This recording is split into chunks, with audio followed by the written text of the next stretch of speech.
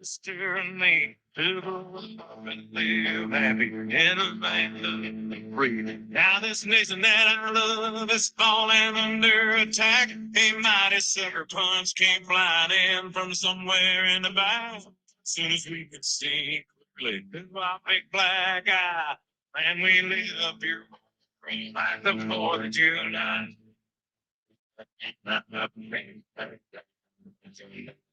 At the top of it, liberty's done its taking fifth and clear the fly, and it's gonna be here when you hear my freedom. It'll feel like all fire lit and down on you. I brought you to us.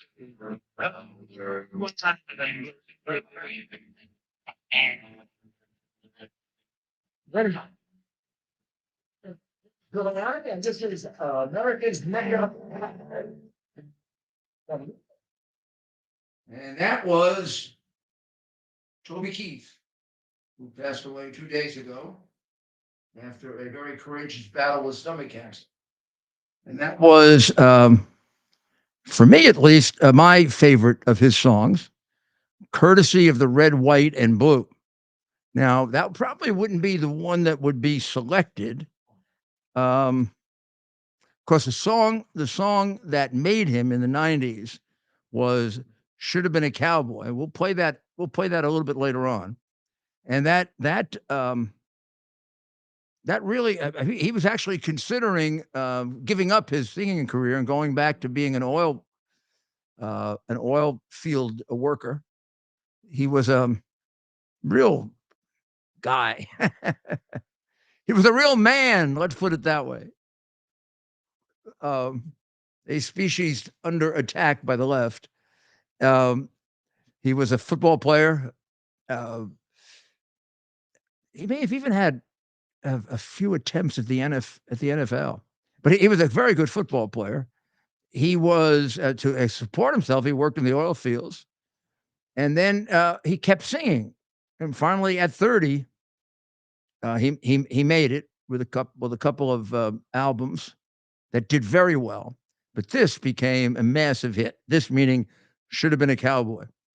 And it was the single largest selling country song of the 1990s. That put him in the stratosphere. And then I always thought his best songs, but I'm prejudiced, were his patriotic songs, like the one you just heard, and American Soldier, which is the one we played last night, which possibly sold. I don't know which was a bigger hit. This, courtesy of the Red, White, and Blue, or and it's a bit autobiographical. His dad did serve in the army. Don't know. Well, I'll find out if he lost his right eye. I'm sure he flew a flag in the yard on the day that he died. And he wanted my mother, my brother, my sister, and me to grow up and live happy in the land of the free. You see, the reason I this is the second night that we've talked about Toby is I do think there's missing in this country, not with many of you that watch this show and similar shows. You know, what do I consider similar shows? People who watch Newsmax, people who watch Fox thinking still that it's a conservative station. But some of the people on Fox who are terrific. And people who listen to Mark Levin or WABC Radio. WABC Radio, Greg Kelly, people like Curtis. Yeah, I like the younger Giuliani better though. Andrew, he's better looking, but this guy's got more experience. He maybe has better ideas and is smarter, but I have more experience. But he's terrific, really. I mean, I say that as his father, Tucker. I mean, you can't. His last year on Fox, the only thing better on radio and television in the last 20 years, 30, is my great friend and a real hero of America, Rush Limbaugh. Eric Bolling, Ed Schmidt. I mean, I should not start naming. I got a whole bunch I could name, and I'm going to do it at some point because it's sort of them against the 80%. See, I look at it as a big iron curtain, going back to the old Churchill description of what the Soviets tried to do. The Iron Curtain that covered Eastern Europe into Russia and Asia, the Iron Curtain, right? Beyond that was lack of freedom and dictatorship, and I see it now as an iron curtain of censorship has been erected by the Biden regime. Now, the Biden regime is bigger than the Biden administration. The Biden regime are all the crooked newspapers and television stations that participated in the cover up of the hard drive. It's the ones that will not cover items of news, and you know who they are. We probably should make one big list, have it up on a board so we can always refer to it. So we don't have to mention them all the time. And when we say the Iron Curtain of censorship, we're talking about NBC, ABC, CBS, CNN, MSNBC, that whole crew. We're talking about the Times, the Washington Post, the Boston Globe, all the academic morons that come from the Ivy League. I mean, they really are morons. You got academia, Hollywood. Academia. I mean, the idea that they're so stupid is really frightening. Because I mean, I keep thinking of the tuition that I paid for my daughter at Harvard, and I really think I'd have a hell of a lawsuit getting that back. I mean, she's a great. I love my daughter immensely. I respect my daughter tremendously, but to spend, she would have gone to Harvard on her own because she has a different viewpoint than I do. Andrew very much reflects my viewpoint. Not developed on his own, by the way. My feeling about my children was that they had to develop their own political viewpoint. I'm not sure I'd feel the same way now. And I'd have to. I actually had conversations with some friends saying I had the freedom to look at it that way because we lived in a free America then, and you could have right wing or left wing opinions, and you could talk to each other. I mean, I don't know. Some significant portion of my friends were Democrats. Some significant portion were very liberal because I live in New York, always, until recently. Now they hate me. I mean, they absolutely hate me. They're doing, and some of them are involved with the groups that are trying to do everything they can to destroy me. They don't want to just prove to the American people that what I'm saying is wrong, which they have every right to do. They want to prove to the American people that I'm an awful person, that I'm crooked, that I shouldn't be allowed to practice law, probably that I shouldn't live, because I truly believe that the inspiration for all of the disparate deprivations of freedom that we've seen in the last 10 years is an organized principle of Marxism. And it may be Marxism has never been pure. It's always been some form of neo-Marxism. So this is neo-Marxism. For example, I mean, a good portion of it is where race substitutes for class. But then you can apply all the same principles. So I see the people that I'm talking about as the warriors for truth. They're out there trying very, very hard to get you truthful opinions, but they are restricted. Recently, I was asked before going on a particular I don't want to identify, but in any way the person but I'm going on a First Amendment instrumentality newspaper, radio show. I was there. Would I please not say stolen election? Can I say it? Now, you can criticize me for exaggerating, but that would remind me of Nazi Germany or East Berlin. What do you mean I can't? If that's my opinion, I can't say it? I mean, even if there was less evidence of it than I happen to personally possess, I should be able to express that opinion.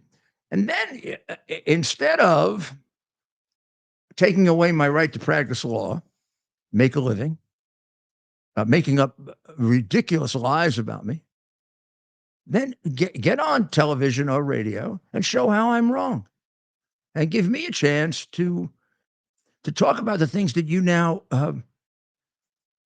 leave out, that you don't allow, you don't look at. For example, very few Americans know about the movie Kill Chain.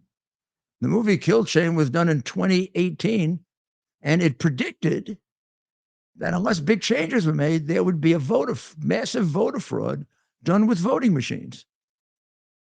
And do you know that? And the people who were predicting it were Democrats. And they were doing it in aid of Stacey Abrams' campaign because they believed she was defrauded that way. But then when the very same companies were involved with the very same allegations, even though they predicted that it would happen, they didn't predict that maybe the sides would change. And then they all, took off for points unknown. And nope, you can't get anybody to testify about Kill Chain now. They've run off someplace as if the mafia would kill them if they did. But go get the movie. I'm not even sure you have to pay for it anymore. Yeah, I think you do. Yeah, I'm not going to never let you get that for free. I'm surprised. I really shouldn't have mentioned it. I'm surprised they have the movie up and out there. Yeah. But this is what we're confronting today.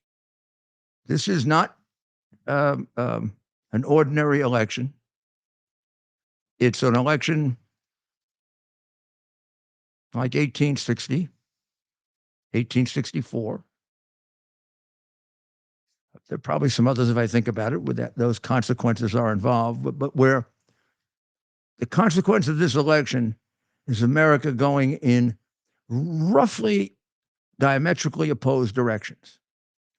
If you reelect Biden or one of his stooges, if they take like Harris, or if they take over, or the jackass out in the West Coast, Newsom, right? You elect him, pretty boy. You will take this. I believe you'll take this country straight to one world. Klaus Schwab, Gates, Prince Obama. Get rid of American nationalism. We hate American nationalism. Soros hates nationalism. Obama hates colonialism. Honestly, I'm not sure he knows what it is, but he hates it because his father hated it. And it's about the only thing he can remember of his father because he spent very little time with his father. But he's built it up in his mind. And it's been a very, very big, dangerous thing for us because it becomes it becomes just a mindless repetition. Whenever they want to, whenever they want to attack someone now, they'll call them a racist, right? Whenever they want to attack a country now, they'll say it's colonialist. So Israel is colonialist. Now, Israel is the furthest thing from colonial that you can possibly get. Israel was put there by the colonial powers and given very, very little land. When you consider, if we got the map right here, when you consider the Middle East, right here behind me, right? When you consider the Middle East, and this, about half of that was carved out in successive periods. Half of it after the First World War, completed in the Second World War. And if any colonialism here, it's English colonialism. The English carved this out. And then the French. The French, yeah, but I mean, Churchill's brain power was so far above all of them combined that this is Churchill's scheme. And you see that big fat Saudi Arabia. He put that together. You know why? Because he realized that's the engine that runs the world. Even then? No, it was beginning to become that. Yeah. It took a man with great foresight to understand that it would be. And had he not created it the way he did, it wouldn't have been the engine that created the world. And we probably would have be spending a lot more money on energy. But in any event, many of these countries never existed. So this idea that the Palestinians want their country back, they never had a country. There was never a country called Palestine, nor was there ever a recognized ethnic group or nation state, ethnic group called Palestinians. Oh. It was a designated area here. The best we can do is we think it comes from the Philistines, who control that area right next to the Mediterranean. Now, there's a lot of debate that that's not correct, but there's a lot of debate that it is. And the only nation states that you have there that have like a real history is, of course, Egypt, right here, Persia here, right here. These are carved together states, and Turkey. This all here is carved together by the English. And look how much they gave Israel. So if Israel's a colonial state, Jordan's a colonial state. Jordan was put together by the same group that put together Israel. And if you wanted to know where the Palestinians were living when it all happened, well over 1 million of them were in Jordan.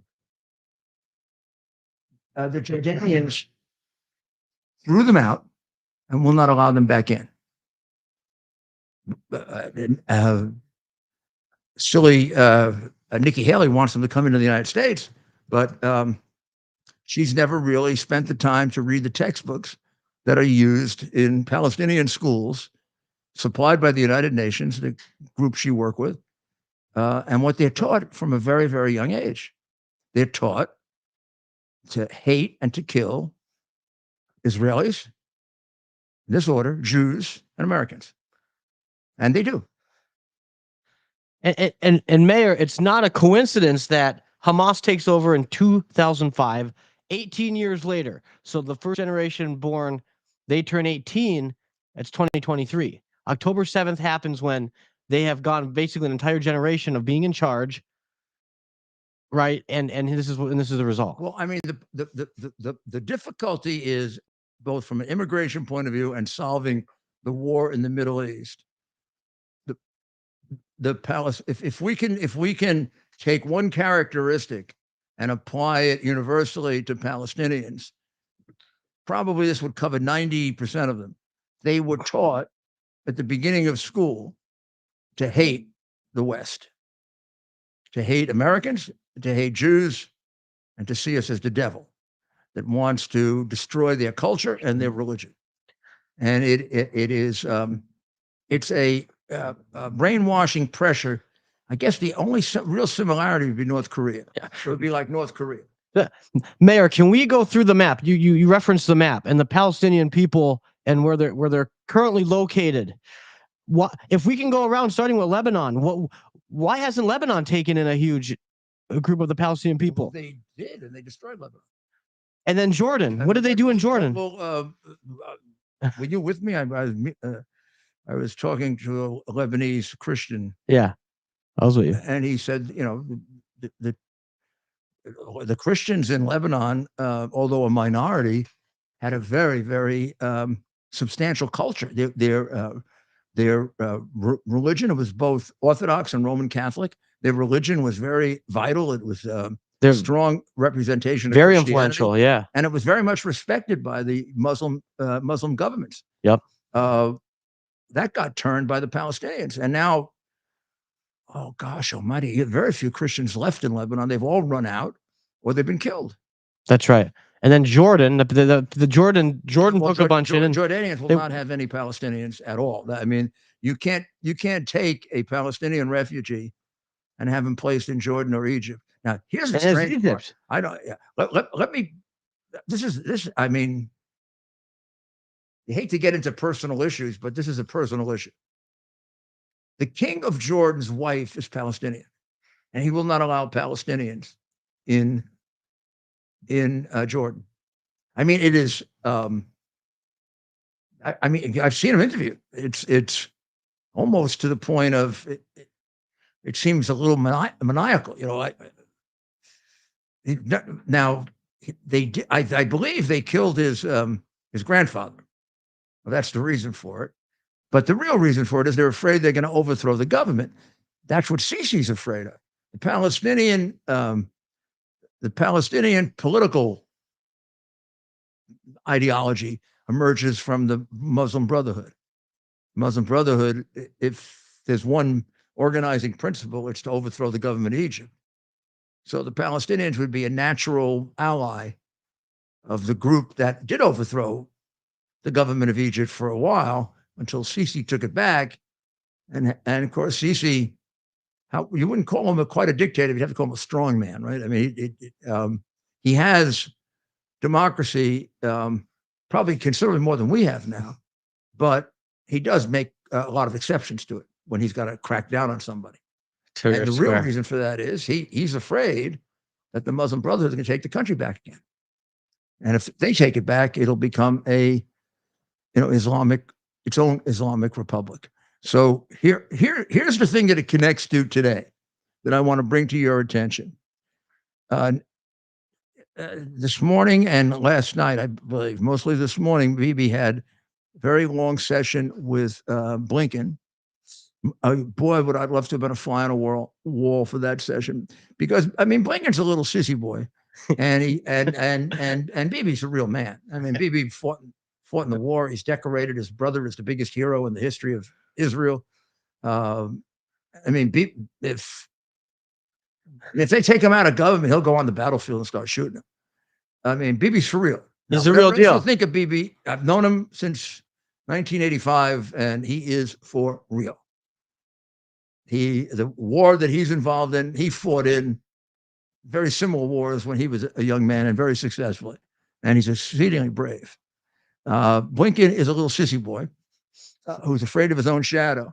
But his job now, sent there by Biden, if you can remember, is that he's supposed to talk Bibi into doing a ceasefire and this very complex Hamas deal, which could be actually more insane than the Senate bill that we were talking about last night. It could be more, even more. He's getting played? Orwellian. Are we getting played? You know, but you see, you're not going to play Bibi. You can That's play what I'm us. saying. You That can't he's play playing. Bibi's a very shrewd guy. So this is the doublespeak that I was talking about. You know, it's the bill that they presented yesterday that, thank God, was voted down, is a bill to secure the border. In fact, it makes the border more insecure. It actually incentivizes. And it ties the next president's hands on the theory that it could be that Trump gets elected, and they want to make sure that they can get their fair share of illegals in, even if Trump is in office, which would be 1.8 million. I mean, it's extraordinary. They actually somehow put together a law so that it would be like saying 1.8 robberies could take place. And then you would enforce robbery after your first 1.8 million. Oh, as long as it's got to hit that threshold for seven straight days. It would have to be rolling 7 straight days. Also would have to be 5,000 robberies a day for 7 weeks. Yeah. Other than that, you'd have to allow robbery. Yeah. Now, I mean, obviously the Soros DAs would be happy with that because they do it anyway. They don't quite have a formula. They just let them all go. And you know, I'm not exaggerating. No. You know, that pictures, which we're going to show again tonight, because this picture should be shown forever, of the cop being beaten up by the I guess they're from the Venezuela gangsters. All those guys were put back out on the street. How you, as a prosecutor or a judge, can do that and expect the police are going to work with you. This is, you and I can look at this and we can have an intellectual conversation about what can be done about it. If I'm a police officer, because I did this work, if I'm a police officer, I see myself there. I see that happen to me. And then I see you doing nothing about it. Every time a police officer dies, someone said this far wiser than me, every police officer dies a little bit. And I'm going to tell you what that means. What that means is when even the wife sitting at home, when she hears that, oh my goodness, police officer in the Bronx was killed, immediately she thinks that could happen to her husband. And it can. So you want to keep up the morale of the police, you got to support them. And if they're not going to be supported by the mayor and the prosecutor, wow, they're on their own. And Mayor, you can speak to this with firsthand knowledge. You come in 1993 as mayor of the city. Morale within the police department is low, right? They have maybe rock bottom. What are some things you did? I got in trouble for participating in a police rally against Dinkins. The police, I mean, thousands of police officers rallied against him because he wasn't protecting them. In Crown Heights for 3 days, they got the hell kicked out of them. And they weren't allowed to respond because Dinkins was using Al Sharpton as his police commissioner.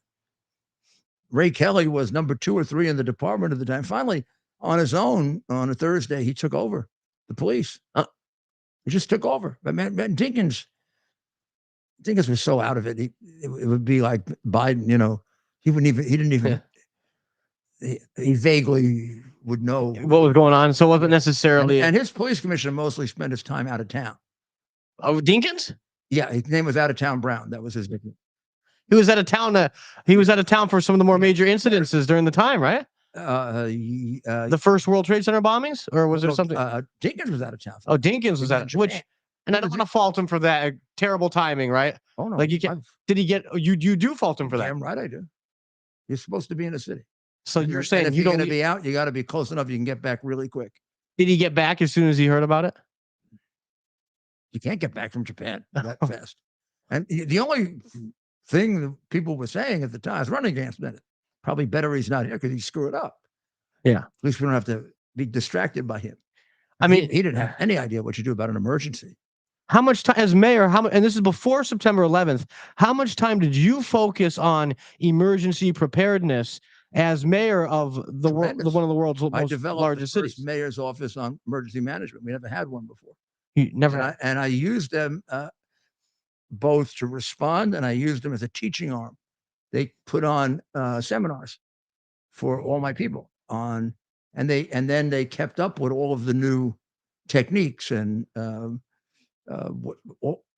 of the new biological agents and chemical agents that could be used. We didn't know anything about that. Police department didn't. So that's why they weren't. They weren't perfectly prepared, but they're a lot better prepared for September 11th than anybody really believed, because we had spent 7 years studying terrorism. Because I knew they're going to hit us again. They did it in '93, and I knew. They are patient enough and long term enough. So probably by the time I got to the end of my administration, I thought the next guy's going to have to deal with it. But I knew they were coming back. You did. Oh, absolutely. Everybody knew. And everybody who was practical, had common sense, and wasn't a silly liberal knew they were coming back. And I'm guessing that's part of the reason the year 2000, right? Wasn't security extremely high? There was a big threat. Both a threat, a real threat, and then even built up more than that, just sort of a supposition that there was going to be an attack at the millennium, at the time of the millennium. Yeah. To the point where some cities canceled. They did cancel. That was never something you considered. Seattle, I'm sure I considered it. But you did consider it. But I decided not to do it. Yeah. So Bibi has rejected the ceasefire. The United States wants it. You've got all these leaks. Again, you don't know how true they are, but the president the other night the other day, its leaks called him an effing bum or something like that, and hung up on him. Looks like he's getting belligerent. Belligerent, I mean, in terms of his point of view. He called the people that are supporting the Hamas ceasefire plan delusional. You know, the end result of the Hamas plan is that Hamas will be in charge of Gaza. What the hell do they fight the war for? The people who came in and slaughtered their elderly people and their women and their children, raped their little girls, they're going to be back in charge of the government. Well, I mean, it's mind-blowing to think that somebody would agree.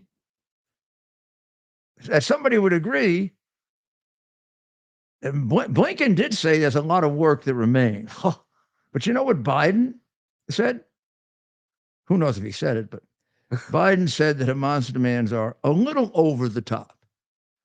A little over the top. They're in an opposite universe.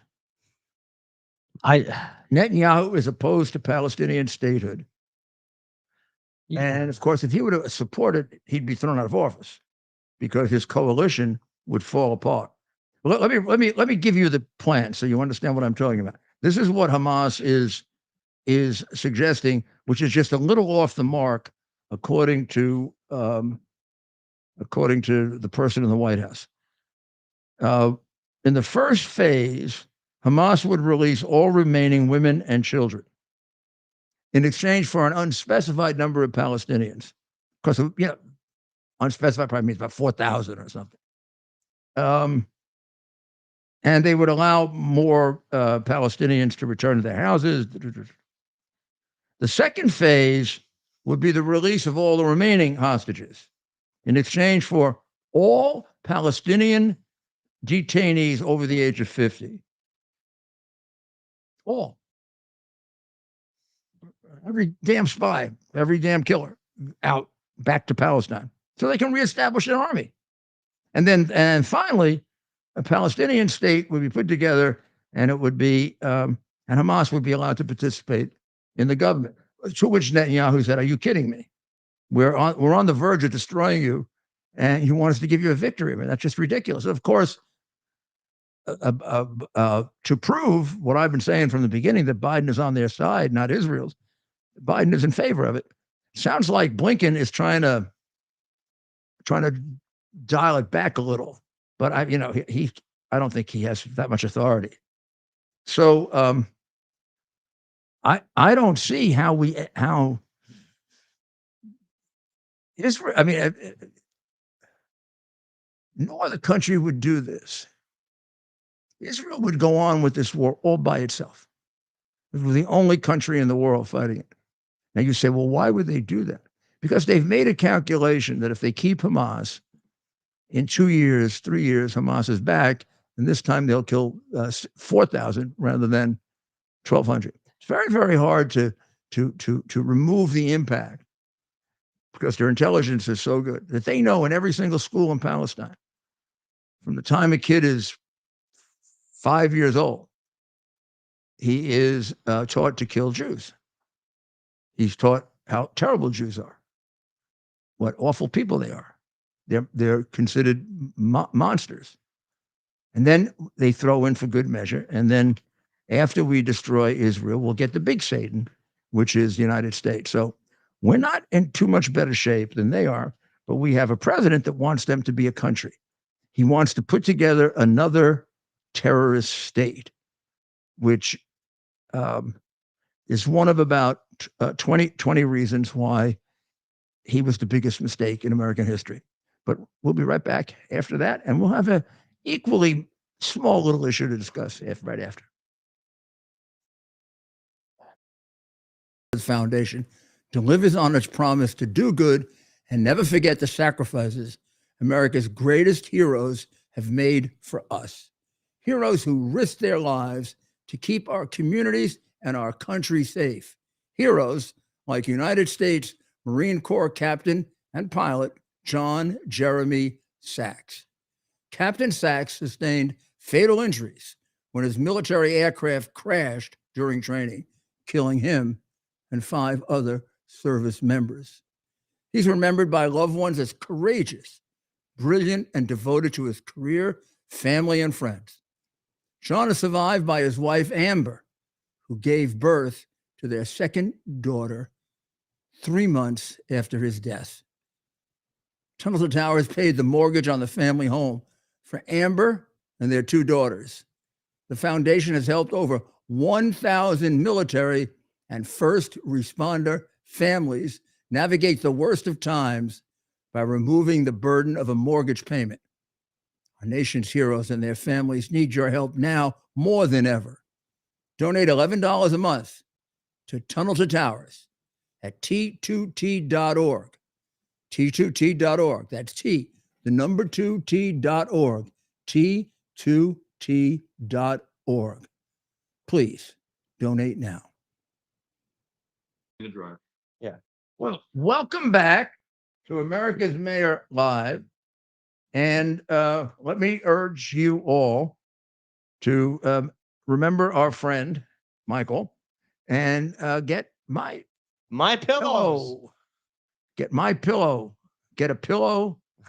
Get a sheet. Blankets, Blankets. slippers. And I'm telling you, get red ones for Valentine's Day. Ooh, that talk about it. You're trying to lock that Valentine up. Red ones for Valentine's Day. My pillow. Seal Get that a deal. pillow, a red sheet, a red blanket, a red Would that seal the deal? a red robe, red slippers, red everything for Valentine's Day. And use that promo code Rudy. And let's take care of our friends, because they sure want to destroy Michael like they want to destroy Trump, and they want to destroy me, and they want to destroy anybody who stands in their way of running a dictatorial government. So let's do the things that we think are not going to be covered. Let's do it. The five major ones, well, or at least not be covered as they should. First of all, the bill that failed, the immigration bill that failed, I think we adequately covered last night and demonstrated to you that a bill that allows 1.8 million people in illegally as a threshold is not a bill that secures our border. You should realize that that number is in excess of the number that have come in all but about 5 times in the history of this country. The numbers we have now, it's like what's happened with inflation. The numbers that we have now are so ridiculous that they don't compare to anything in American history. So Trump's last year, 440. Biden's last year, 3.2 million. Now you add them, and this is the number we know. There's also the got-away number that I could add to it, which is another 600,000 that we do know. And then there's we never saw them. Now, that's a big border. There's a lot of places not to see people. And the illegal immigration in this country is being handled more professionally than ever has been. I've been involved in immigration enforcement since 1981. And there never has been a group that orchestrated it like the Mexican cartels. They are superb at it. They have they have control of our border. We do not. They have control of our border on the other side. And I think maybe if you want to understand it, then just think of it as they run toll booths to let you come into the United States. And they don't let much get past them because that's how they make their billions. So if you just think of the worst things that can happen with the kind of border that Biden now has for us, where he doesn't stop anybody. Drug dealers, fentanyl, right? Fentanyl has gone up almost 50% this year. People are getting slaughtered with it, and it's a very, very, it's a very deceptive situation because in the past we used to talk about drug overdoses. We still have those, but we also now have drug poisonings. So someone buys it's happened actually with marijuana. That's rare, but it's happened with marijuana. A big case in St. Louis where an old lady marijuana dealer killed 5 of her customers because she bought marijuana from her dealer and somebody had slipped fentanyl in. And fentanyl is very volatile, and various amounts of it can act differently depending on who you are. And I mean, fentanyl can be at a high enough dose so that cats have died from inhaling it. And we've had animals. There were. I think I covered these stories a couple months ago. They had a little rash of cats and dogs having to go to the hospital because there's residue of it in the streets. But in any event, and found it in their system. There's so much of it around. This is a pure Biden creation. Now, we had fentanyl before, and we thought we had a lot. And Trump put a whole task force together to reduce it. And he did. His last year in office, he went down, in 1 year, he went down from 800,000 to 400,000 in terms of illegals coming in. 1 year, based on stay in Mexico, focusing on fentanyl, working with the Mexican army to break up the cartels, sanctioning China because China gets all the money for fentanyl heavily. So we had every reason to believe that 400 was going to go down even further in the next year or 2 years. And I would have been pretty comfortable predicting if they continued with that program for 3 or 4 years, like they did with Colombia, they'd really knock the hell out of the cartels. Well, he's reversed it. And we're looking at first year, he was he went from 400,000 to 1.4 million. The second year, he went to 2.2 million or 2.4 million. And this year or last year, 23, he went to 3.2 million. I mean, he's going through we could say he's going through the roof, right? So if you put all those people together and you put in the gotaways and you put in the people that never were seen, we have the 5th largest state in the country put together by Biden illegals who specialize in fentanyl, but they have a bigger crime they commit for which they make more money. And that's human trafficking, particularly children. Really nice. This one gets me because in that bill was 1.2 billion or 1.4 billion to go to the NGOs, the non-governmental organizations. Now, these non-governmental organizations, and this is supposed to be a bill to stop illegal immigration. They aid the illegal immigrants as a humanitarian matter. One of them is the Catholic Church. The Catholic Church is assisting in the largest child trafficking ring in the history of the world. There are 85,000 children missing. 85,000 children that we know of that came over the border that are now missing. And more likely than not, they're being used in human trafficking rings and prostitution and any way in which you can exploit a woman. Unbelievable. And I think we're talking here about silly, screwed up head liberals who, they want to help these poor people. This is not the former immigrant. This is a different type of immigrant. The immigrants of the turn of the century were totally different, right? They were coming in legally. But even the illegal immigrants of the 70s and the 80s were people that were coming here mostly for work. Now, organized crime, drugs, whatever, took advantage of the large numbers that came in, and they were able to hide people in that group. And they made a lot of money with it, but nothing like this. Now it's reversed. Now they control it. So the rule is they're going to bring their people in. The exception is they allow other people to come in because it acts as a camouflage for them. You say, well, why would the Mexican cartels allow any legitimate people to come in? Because it's very helpful to them to have large numbers coming over. When you see those things on television, and what was it in Eagle Pass, 5,000 a day were coming in. The Border Patrol has to put all its resources there. That gives the cartels very good information about exactly where our resources are and they can go 30 miles away and they can bring in whoever they want. They can bring in, the biggest, highest level Chinese spy and get paid $2 million by China for that. He's not going to have to get through the border. Nobody's ever see him. In fact, that's why that's the sophistication that's been added to illegal immigration that wasn't true 20 years ago. And it's something that our half-wit mayor doesn't get at all when he talks about, getting a credit card for them so that they have a debit card, because some of them don't think there's a wide enough variety of cuisine in the shelters that they're at. I mean, we don't do that for veteran homeless, and we're doing it for them. And Biden is at the core of it and tried to pull off, what did you call it, Ted? The biggest, you had a name for Biden's con job yesterday. Oh my goodness.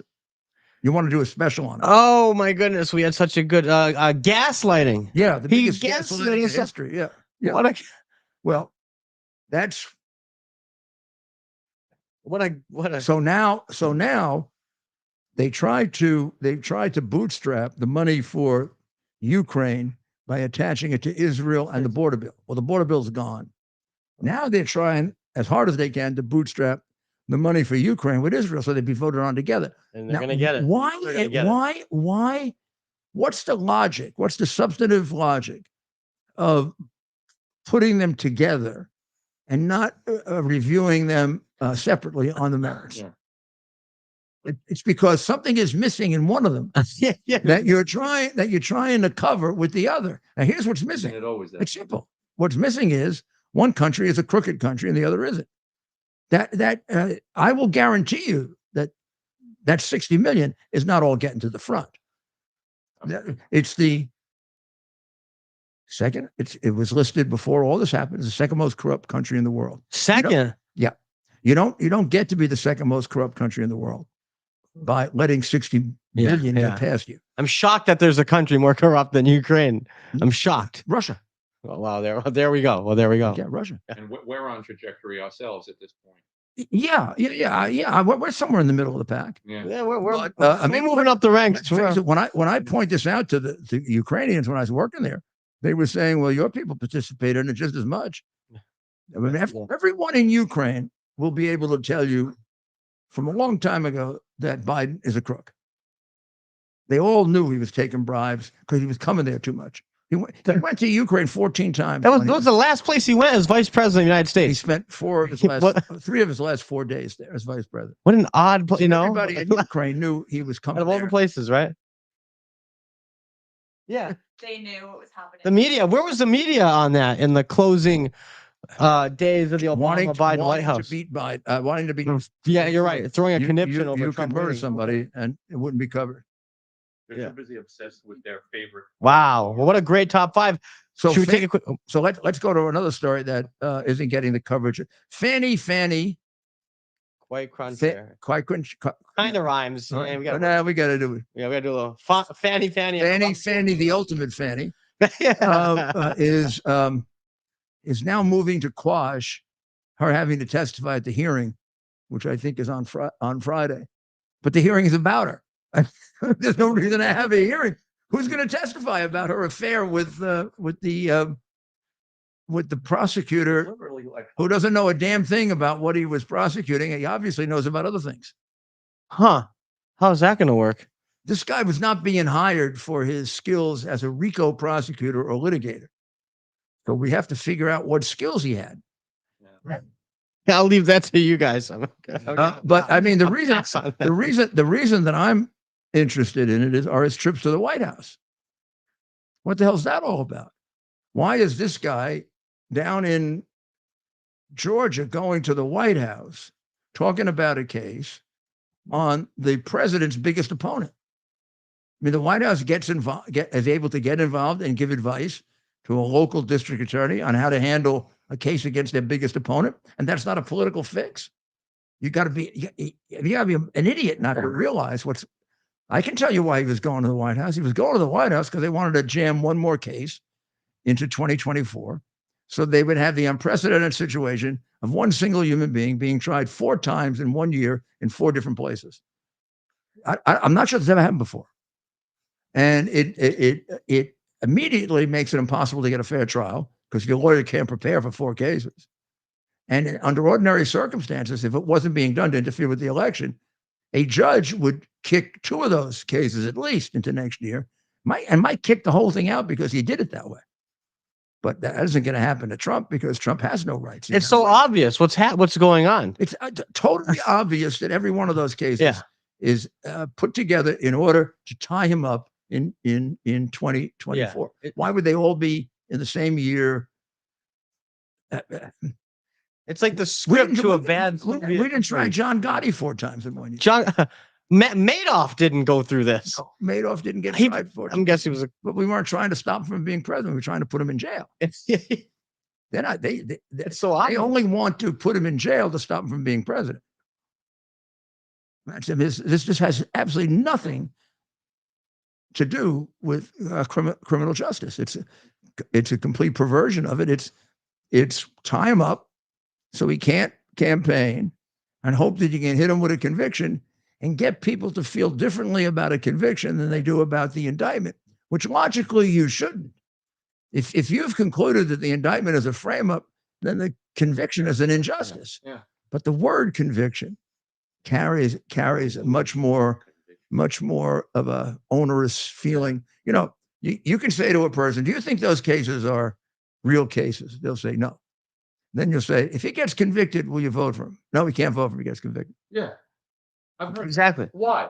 The emotion, the word convict. Words are so important. The initial reaction. And people don't think.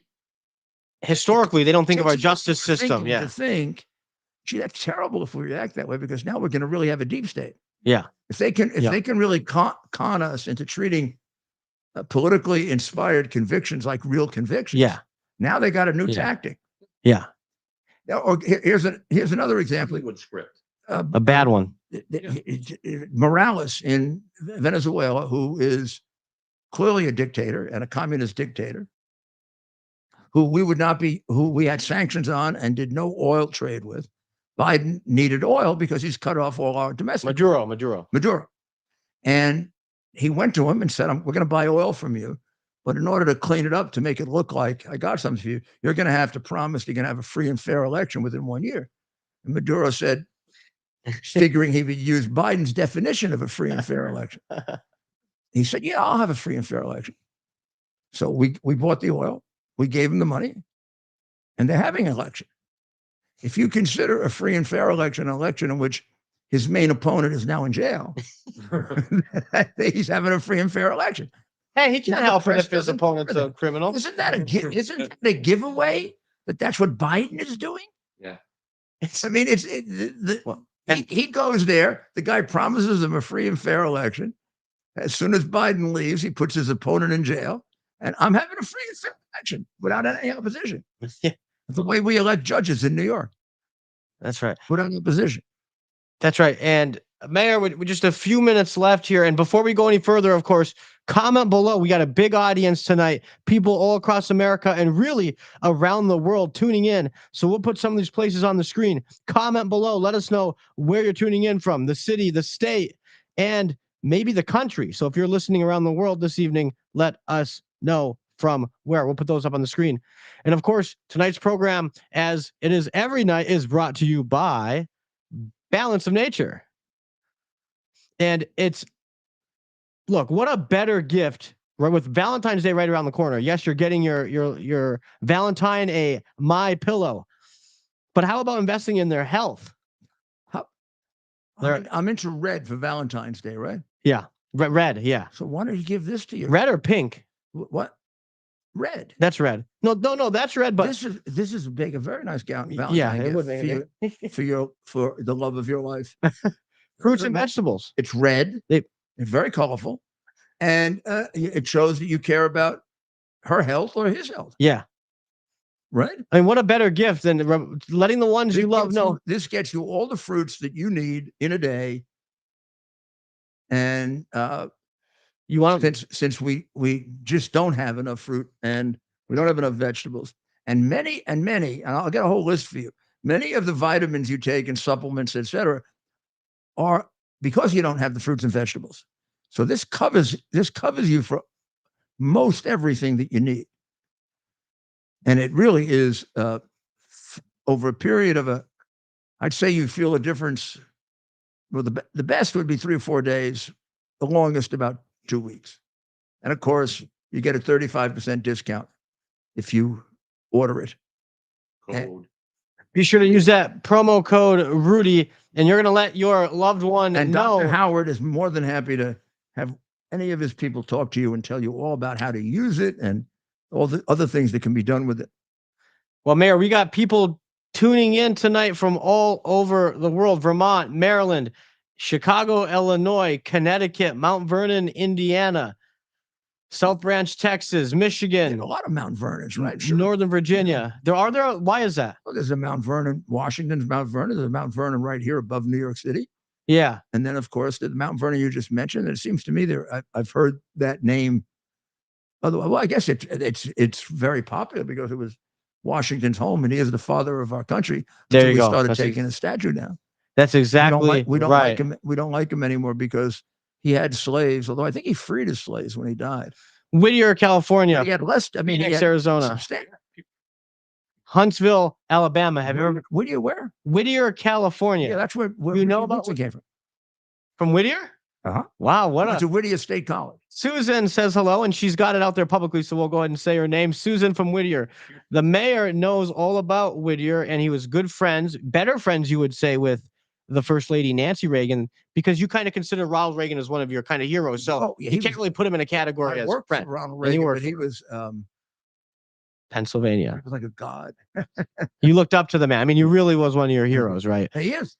But you got to know him. I did get to know him, but I got to know her much, much better because I was on the board of the library and spent a lot of time with her. Basking Ridge, New Jersey. Home of AT&T, or it was. I don't know if it still is. The Jersey Shore.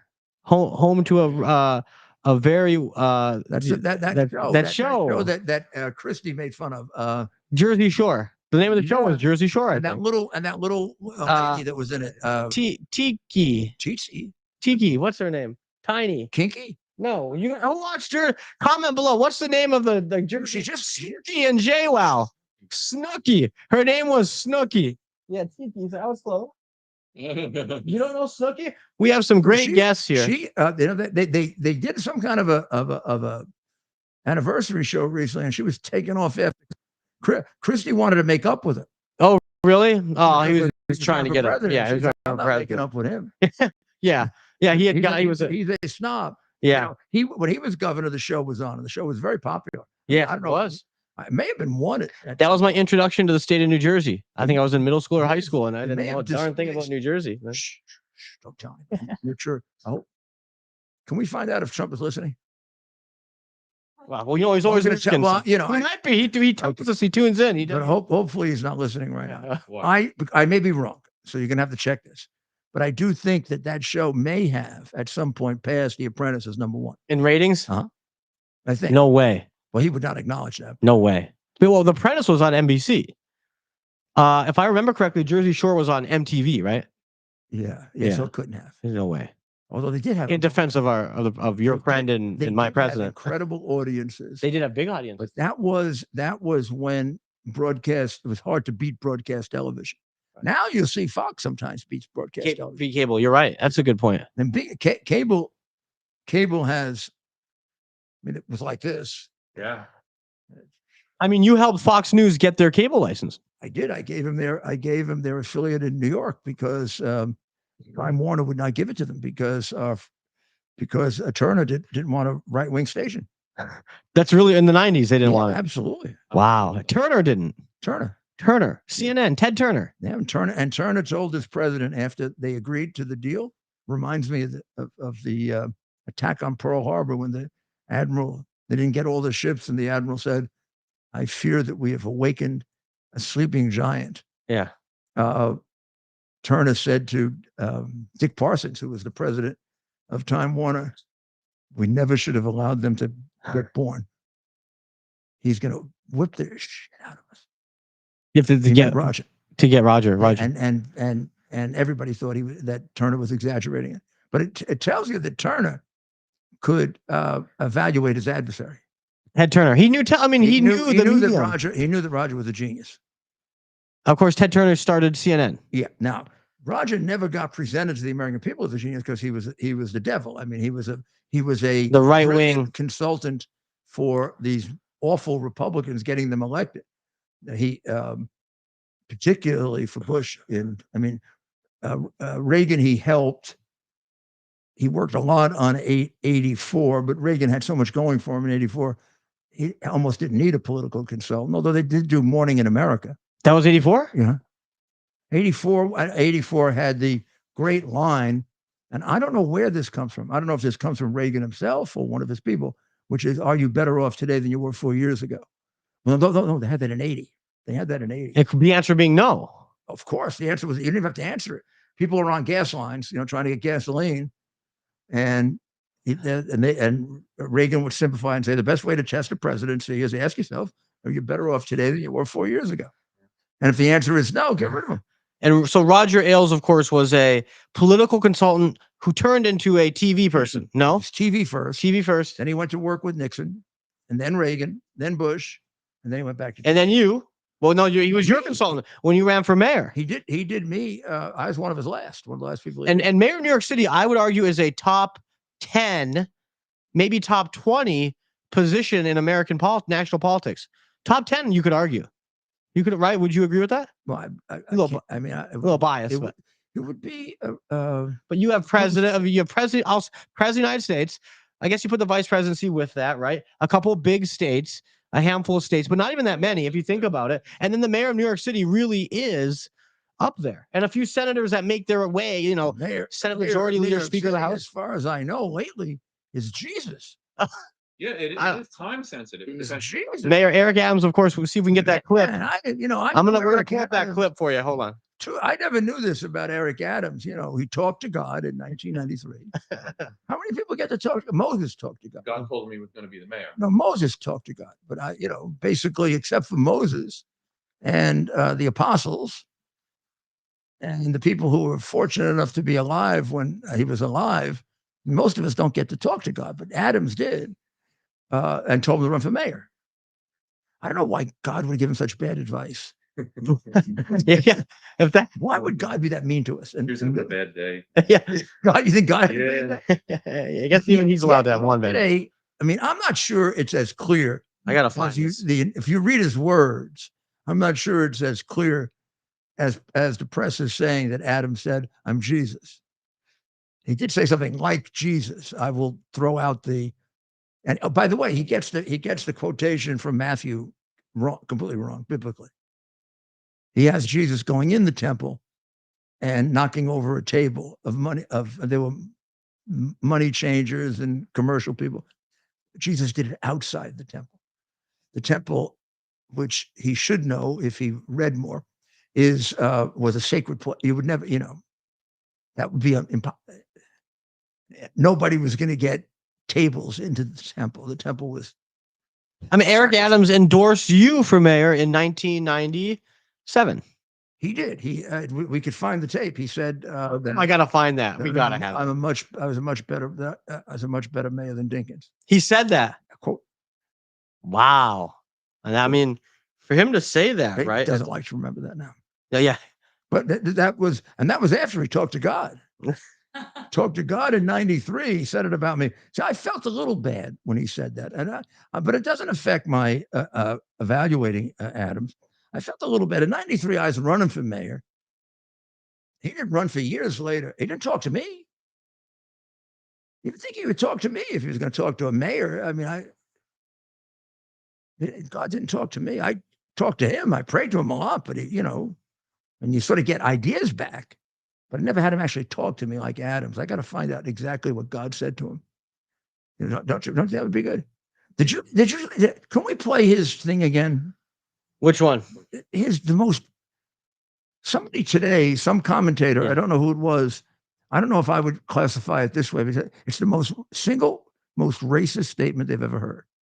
Yeah. We're uploading it now. Just give it. Yeah. So we're getting that ready now. I don't know. I can't remember who it was who said that. But I'll take the I think credit. that I'm not sure I would agree with it's the most racist. Yeah. But I think I mean, it's like it takes your breath away when you hear him say it. It does. We're getting that upload. We'll have that in just a minute. And so It makes you wonder, what is he thinking? What is he thinking? What's in his head? At every single party. oh, that's next week. New York Fashion Week. Every single party. Well, Mike the other day pulled out he had a was it a Gucci tie? Not a Gucci tie. Fendi. He had an $800 tie on Fendi. in a police. He tried to dress up like a police jacket, right? So he's got this police jacket on, and then inside is a Fendi scarf. And we looked it up, the price of it, and it was like $800. $800 Fendi. Cops do not wear $800 Fendi scarf. And it looked a little like Arafat's thing that Arafat wore around his head. It did. You're right. It was the same colors. My press secretary stopped me from having to deal with tremendous blowback when I threw him out of the UN because I was going to make a comment on his headdress. And she said, oh, if you make a comment on his headdress, it's probably a comment on his religion. Now, it turned out that that's not true, but it is a comment on his ethnicity. The reason they wear that is because of the desert. The reason they wear that scarf thing is not religious. It isn't like the Jewish people who wear a yarmulke or something. It's not a religious thing. So now I feel bad that I didn't make fun of him. I think you probably if you didn't. The news. So I was going to say, the reason I threw him out was he had that thing around his head, and I was offended that somebody would wear that and come to a concert and listen to Beethoven's Ninth Symphony. It was insulting to Beethoven that you would cover your ears. You threw him out, and you got Clinton wasn't happy. You heard from the president, didn't you? And we were kind of Can't do that. You can't throw out. kind of pals then. He got really angry at me. I was, and the New York Times said something about how I was going to Start World War III. was going to cause whatever Biden did actually cause. Yeah, that is quite something. So we're getting this clip. We have to play this clip, and folks, it'll really give you an idea of the contrast in leadership in just 25 years in this city. It is something that's hard to fathom, right? It's hard. I can't square this. You know, knowing someone like Mayor Giuliani and looking back at his time as mayor, and then comparing it with the leaders we have now in this city. And someone had said this again the other day, referring to the previous mayor, Bill de Blasio, Big Bird, and how we didn't think it could get any worse than that guy. How could it possibly get worse than Bill de Blasio? Well, and now this guy's challenging. He's giving a run for his money. The feeling is, I think. Well, I'm not sure now. He has a worse disapproval rating than de Blasio. He has the worst approval disapproval ratio of any mayor in modern history. The goals are the same. He has the worst since they've been taking that. I think Dinkins had the worst up until then, but he's got the worst. The worst approval, yeah. Or maybe de Blasio did. I'm not sure. Well, for whatever reason, I always felt that de Blasio, like Biden saved Carter, that de Blasio saved Dinkins from being the worst mayor. And now we'll see where they're was not as bad as, I mean, I ran against him. I can probably evaluate it better than anyone. It was not as bad as de Blasio. No, not even close. Dinkins wasn't? Or this guy. This guy's terrible. It's just not a serious. The guy's out partying. He's not a serious person. The guy's not a serious thinker either. You don't get much time as mayor. What, a 4-year term? You'd think he'd be running against the clock at all times.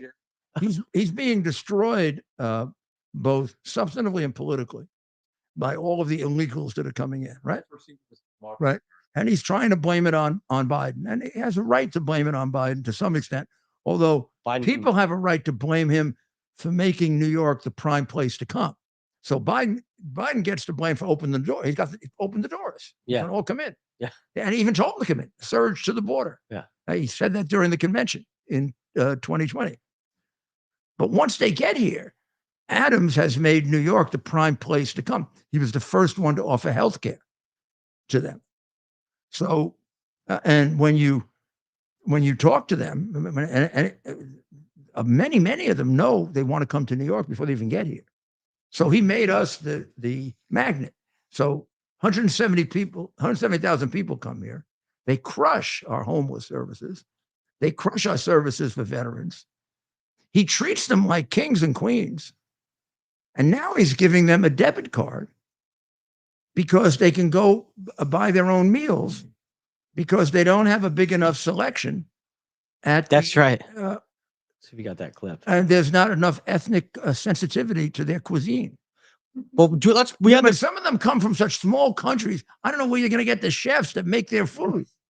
I mean, some of them come from Bobo.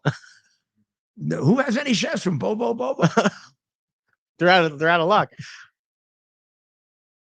Is Oh, lower yeah. than what these So American citizens, people yeah. are getting. People in need, New Yorkers, that the Democrat Party claims to represent. Yeah, and They how about need it. They're getting less help. Oh, but there are Then so these a immigrants lot are- of the stories have been buried. They've thrown people out of veteran facilities and Yeah, which is doesn't even make any sense politically. Like, what putting them in motivate schools, them to do that? Right? in schools. Calculated plan. Well, that's yeah, I gotta get Caitlin on. We didn't even get her on. and then they do the Orwell doublespeak. Yeah. And they say, we're presenting a bill to secure the border after the first 5,000 come in per day, Yeah. or 1.8 million a year. Oh, that's nice. Yeah. That's really nice. So, I mean, I mean, clearly that was Well, when Mayor Adams almost to codify illegal immigration and to tie Trump's hands. Yeah. Because if they pass that bill and Trump comes in and does what he did before, which he can do very quickly, he doesn't have any new laws, and bans the immigration, they'll say, no, you got to let the first 5,000 in. So the best Trump can do is to get it down to 1.8 million. Without any of these laws, he got it down to 400,000. I mean, it's only an incompetent bum like Biden that needs this bill. You have a real president, he'll get it down to 400,000. That's right. And when Mayor Adams was putting together his team for mayor, this clip here will kind of, and this is the clip you asked for earlier, this clip will kind of give us all an idea of his priorities. He's very upset. Obviously, he's got very thin skin. He's very upset that they're criticizing him, and he's now retreating to the black card. They're only doing, I mean, he disregards the fact that crime is higher than it was under de Blasio. He disregards the fact that the city is pretty close to bankruptcy. He disregards the fact that the streets look like hell. He disregards the fact that all of the that homelessness is at levels, even before you think about the ones he let in, are at levels higher than de Blasio. And crime is higher than de Blasio. Even with the reduction that he got in murder this year, it's still higher than de Blasio. So they're going after him because he's black. So let's play the clip. Look at this team. Look at my deputy mayors. First deputy mayor, Sheena Wright.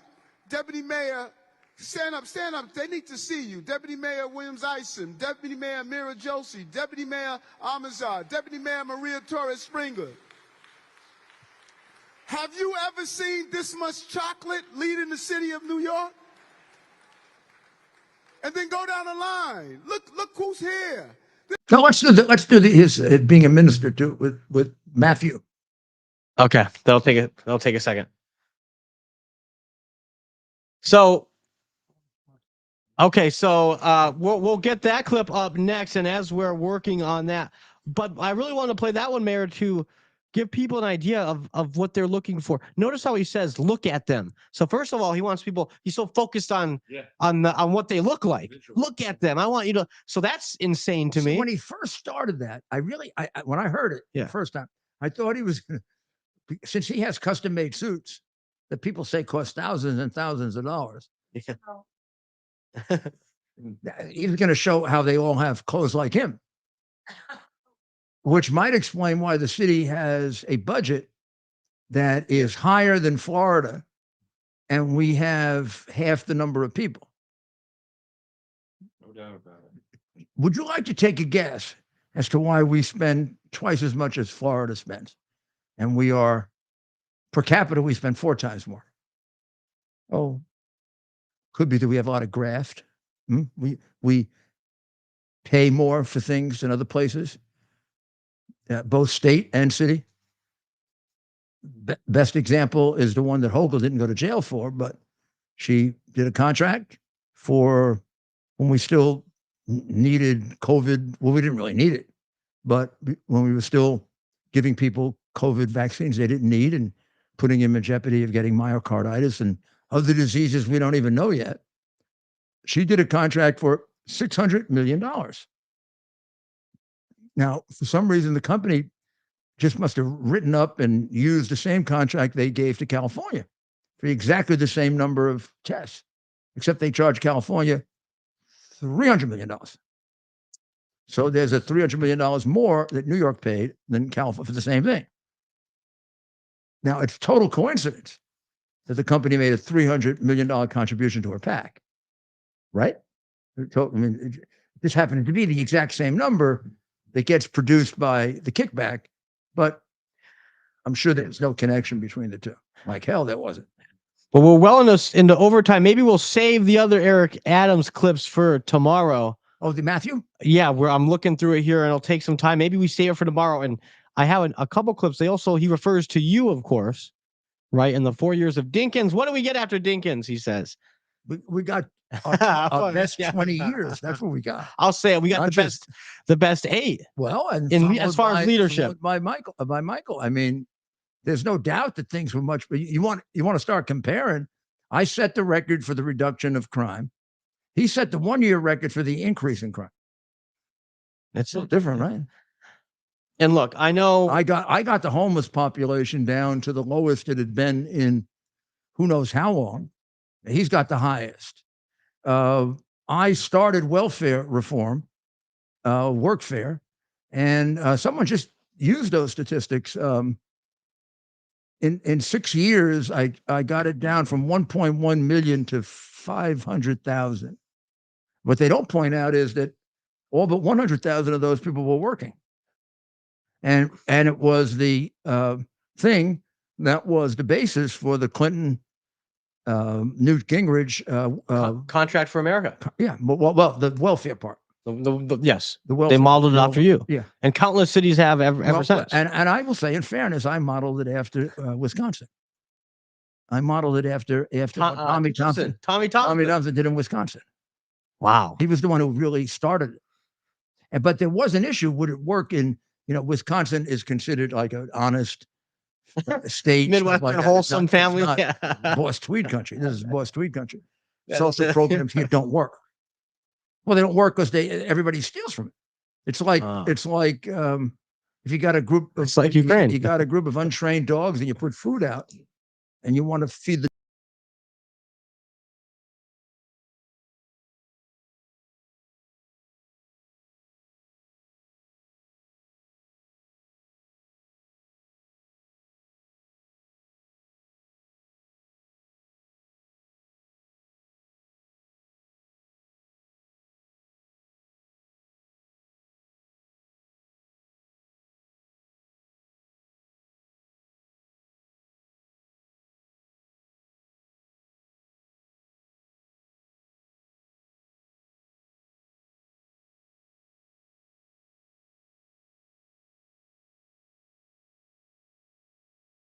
for the Palestinians, or just like the money that goes to Ukraine, doesn't get to the people. That's right. Otherwise, they'd be in far better shape. Now, what happens to it? What happens to it is, most of them are not smart enough to invent their own corruption. They just borrow somebody else's. So the basic corruption is social programs. Absolutely. These not-for-profits, and they put their there's one deal that de Blasio and Adams continue this, did with a homeless service contract for millions and millions of dollars. I mean, the guy running the homeless service company is a millionaire. And he pays himself $1 million. But then his whole family is becoming millionaires. Why? Here's why. They get the money, and then they have to contract for a security company. His son is the president of the security company. They have to contract for food. His wife owns the food distribution company, and he got in trouble because there were insects and rat droppings in the food, and the homeless people went crazy. And Adams helped him get a facility in his district when he was a state senator, because the people in the district complained about him coming in because they knew he was an inferior homeless operator, and also they didn't want a homeless facility. But Adams, pushed it through for him, and he made a big contribution to Adams. And he is they used to call people who took advantage of poor people in housing slumlords. I don't know what you would call a homeless person who feeds people rat droppings. I don't know what you would call. But the guy made millions and millions, and when he got caught, he didn't get canceled. And de Blasio's excuse we need him. We have too many homeless people. We need him. And you look at the amounts of money that he gave out for hotels and hotel spaces and for food for these people. It's ridiculous amounts of money. 200 million, 300 million. I mean, unbelievable amounts of money. You really want to go take a look how much got used for the homeless people? I don't think so. You think maybe that's why he keeps his mouth shut about Bragg? Because Bragg has the ability to go look at that. Why isn't he leading the charge to get rid of Bragg when his cops are getting the shit kicked out of them? And Bragg is doing nothing about it. And the mayor is like a little wussy pussy. Well, we know what's going to say anything about that. Oh, we know why. Look how quickly he shut up about Biden. Yeah. He was talking tough towards Biden. Oh, I'm going down there to meet with him today, the day of. He's videoing on his phone. I'm about to go meet with the president. I'm going to tell him what's up. I'm going to ask one last question, because we're well into soccer. We're well into soccer time. I got to ask one question. Yeah. Because I'm not sure I know the right answer to this. Do you think that the Jennifer Crumbly conviction was right? Now, Jennifer Crumbly is from Michigan, so Ted he only knows about things from Michigan. Don't ask him about New York. But he knows everything about Michigan. He knows everybody in Michigan, too. Jeez, I know Ted, yeah. The only more popular person in Michigan is Mayor Giuliani. No. Is Whitlis popular? Yeah, I mean, look, she ran and won. Tudor Dixon's a good. I like Tudor. Dixon, how does she lose? I know she's great. She's great. Wimmer, there's something about it. Oh my gosh, we could talk about Michigan for a long time. So yes, Crumbly, the parents of the school shooter, and she was found. I mean, I didn't follow it the way I should. There's so many other things to follow, but a lot of warning signs. She was, but she should go to jail for it. I mean, should a parent be held? Look, it'll serve as a deterrent. I mean, you're a man of the law. Deterrence is a big factor. It is. But I have a very, very strict rule, and this is one of the things that the fascists are overcoming. Yeah. The criminal law is not for experimentation.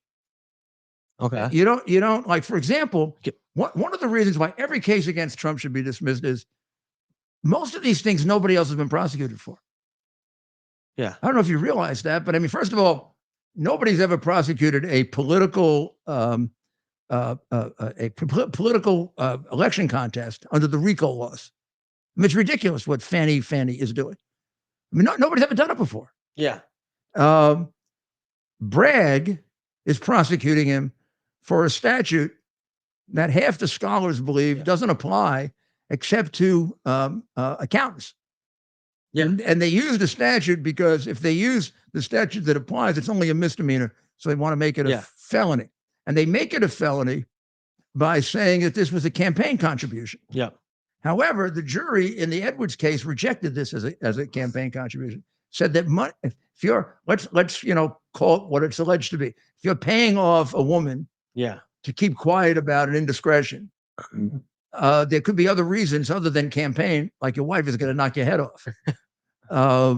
So you can't say it's solely a campaign contribution. It's a personal expense. I mean, you would do it, and there's a whole bunch of law that says if you would buy this thing, even if there wasn't a campaign, then you can't consider it a campaign expense. Otherwise, for example, I could go take my campaign money and go buy all my suits. And I could say, I have to wear very good suits for a campaign. I have to dress up like Eric Adams. So I'm going to get $5,000 suits, and I'm going to take my campaign money for that. Well, they put me in jail if I did that. Yeah. And the reason for that is, yes, it does have some relation to the election, but it also, I'm going to keep that suit later. And I'm going to use it in my regular life. So if it's something you would pay anyway, and you're not paying it just because of the election, then you cannot be considered election contribution. So it's a long explanation for the fact that his political theory is, number one, verkackter. That's a Yiddish expression. It means bullshit. Number two, it's a novel. You do not prosecute a president or ex-president on a novel application of the law. You prosecute him for something you know is a crime. He knows it's a crime, and the son of a gun belongs in jail. That's a great way You want to make law, sue him, take money from him, but you don't take people's liberty away on new interpretations of the law. I mean, in a way, it's almost a violation of the ex post facto protection, which is, I always had to feel comfortable if I was prosecuting somebody that the person who committed a crime knew at the time he was doing it, he committed a crime. That was big for you? Yeah. It wasn't big for me. It's the way I was trained as a lawyer. That's Anglo-American Christian jurisprudence. Where does ignorance of the law is not an excuse? Where does that come in? Is that different? Is that kind of, Yes, does that apply to like traffic law? You're not. No. Okay. It applies to all law, but you want to get really just for you want to get really what the heck? We're already here. Mala. We're here. There are two types of crimes. This is too big. There are two types of crimes under American English law: mala in se and mala prohibitum. Remember, our law used to all be in Latin, right? So mala in se is something that is a crime in and of itself. Mala. So murder is mala in se. Okay. It almost is based on like a natural law theory that everybody that has a brain, that even Biden would know that this is a crime. Now, let me give you an opposite example. Insider trading, where if you have inside information and you trade, you commit a crime. That's not, that's a regulatory crime. People wouldn't necessarily know that's wrong unless you instructed them. In fact, in many areas, having inside information is perfectly fine. If you have inside information that a house is going to sell, all of a sudden the value of a house is going to go down 2 years from now or a year from now, you don't have to tell people that. There's no regulatory agency that says you have to do that. Or you get some inside information on a business that's going to get better, and you're not part of it. So there, you have to know that there's a law. But where it's obvious that there is a law, like hitting somebody across the face, we know that's wrong. Lying, we know that's wrong. Parking in the wrong place, we only know it's wrong if there's a sign there that tells us it's wrong. Suppose the sign is down, they can't give you a ticket. So there's certain laws that you just assume it's just stupid. Morally wrong, yeah. They're morally wrong. In se means in and of itself. Yeah. And then there are things that are wrong because the regulatory society passed a rule so that we would operate more efficiently, more effectively, more legally. Not necessarily a moral dilemma. But it doesn't necessarily exist everywhere. Yeah. Like our campaign finance laws, many countries don't have them. Yep. There's nothing morally wrong with giving any amount of money you want to give to somebody. But we've decided that you can put a limit on it to make elections more honest. So you have to treat these very differently. Now, I understand that's very difficult for a layman to understand, but these people are supposed to be trained prosecutors, trained lawyers. And what they're missing is they've lost the idea that a prosecutor exists to do justice, not to convict people. Yeah. He's there to do justice. If I can prove somebody innocent, that's a wonderful thing. Wow. Well, what a great we had a half of a law school classroom experience. I'm probably going to get in trouble because I'm suspended.